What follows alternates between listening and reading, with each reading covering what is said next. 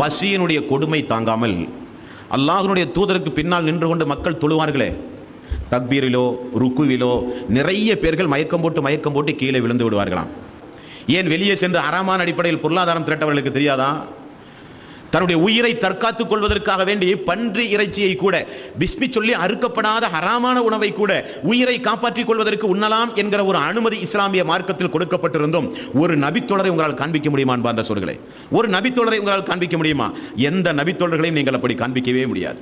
அந்த வரிசையில் அபூ ஹுரைரா ரலியல்லாஹு அன்ஹு அவர்கள் சொல்கிறார், நான் ஒரு கட்டத்தை நினைத்து பார்க்கிறேன்.